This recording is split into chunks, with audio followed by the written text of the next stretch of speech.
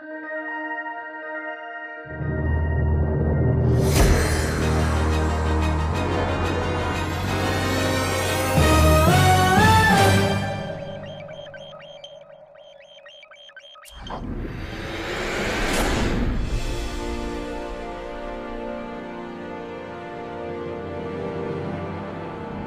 is this really epic journey from cellular life all the way to spacefaring race. Spore ultimately is the most creative tool and game that you'll have ever played. Spore is fundamentally a game where the user creates the world that they experience.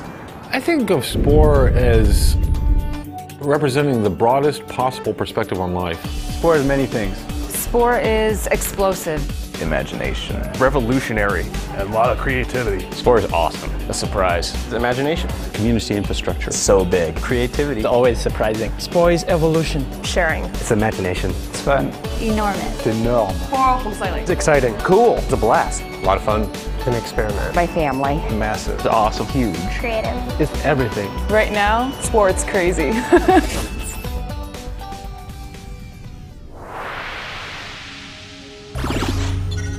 Will had been asked to write a piece for Wired magazine, just come up with a game concept. I think they asked him to do. Basically, he used that as an opportunity to write down the idea for Spore, but this is well before it had been percolated through the studio or through EA. But it was this idea of a game where you evolve a society from its very early beginnings into space. I'd finished up SimCity 3000. I was art directing that, and Will had finished up the first cut at The Sims 1. We were at kind of a little party afterwards, and I said, "So Will, you finished up The Sims. You've done a game about people, and what are you going to do next?" And Will said, "Well, he had an idea about a game that would be about everything else," and I thought he was joking. And it literally meant everything. He's working on the entire world, the entire galaxy in a box. So yeah, they didn't undersell it at all. When we first started on Spore, I was initially calling it Sim Everything, but there was, we'd been using Sim titles for all of our games, and it was kind of like the idea of doing something that didn't have Sim in front of it. And we wanted a good secret name for the project so that we could have our little secret clubhouse where we referred to it by its secret word, and we'd be the only ones who would know. And Ocean just kind of threw out Spore. Let's call it Spore. And so that was our code name for the project for a long time. Spore kind of has this connotation. First of all, it sounds like it's about life. It sounds like it's something that wants to spread, and as you're making stuff in the game, it's spreading to all the other players. And really, the game, in some sense, is about life. It's looking at the universe. But the interesting thing about Spore is the way life profoundly affects this fairly mechanistic clockwork universe. Will's kind of unique in terms of how he really starts to work on a new concept. He does a tremendous amount of reading. In the case of Spore, he's had a lifelong fascination with space, with science. He does a tremendous amount of reading in that territory. And while we were finishing up The Sims Online, he was already having this inkling of an idea of where he wanted to go next. I'd always been very interested since a kid in astronomy, and I'd never done a space game before. And in particular, I love the idea of this entire galaxy, that I could explore, that would have this, just wonderful variety of worlds from the very, very small microscopic up to the very large kind of intergalactic.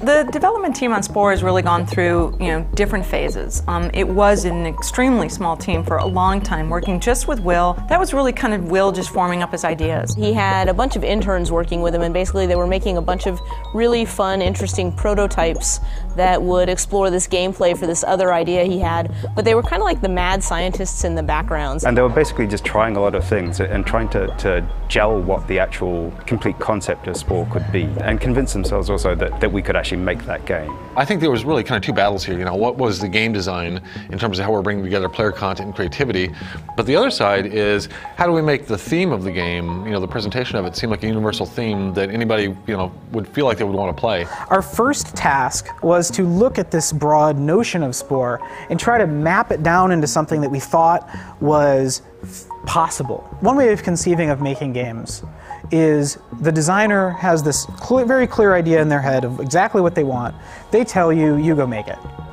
This is not at all how Spore was made. You know, you didn't really see them making a lot of game, but you'd be able to go over and see that they were having fun and they were, you know, really just exploring the possibility space of what they could create. They basically made a series of smaller prototypes, really small pieces, like a little evolution sim, a gravitational simulator of a solar system, a gravitational simulator of a galaxy. They'd made all these things in OpenGL as separate applications, and they'd sort of glued it all together into one monstrosity of a powers of 10. So you could just start out at the single-celled organism, just keep wheeling, you know, using the mouse wheel and keep pulling back and pulling back and pulling back. We were totally a skunkworks project. Like, no one outside of Maxis knew a damn thing about Spore.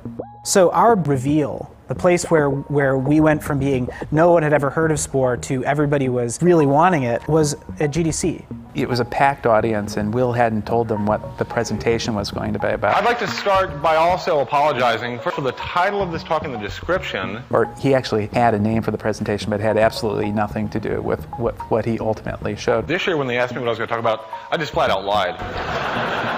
It was something obscure like the future of creativity in games, or it was the future of content. So I'm not really going to talk about the future of content. What he showed was a rough demo of Spore. Sitting in that room, it was at the Game Developers Conference, and watching the crowd and hearing the crowd react to the first time they saw Spore absolutely sent chills down my spine. Once he had shown, you know, going from one level to the next, going from cell to creature and then to tribe, and as he kept zooming out, you could hear audible gasps. As one, they took a breath and went, He pulls back from the planet and like goes to visit another planet and like blows up the planet, and like the guy in the row in front of us stands up and starts bowing. You know, people got on their feet, gave him like a 5-minute standing ovation because the idea was just so startling and fresh, and they all got it. It was complete mayhem. We had people coming up to us going, "Are you really making that?" Everybody was pretty much thinking, oh, they're almost done, great, we'll be seeing this in a few years. But I mean, that demo is built around a couple strong pieces of technology we had, and you know, Will is a wizard when it comes to the demo. So like the whole purpose of that demo was to communicate what Spore was, both to us and to our future players, and to the EA executive.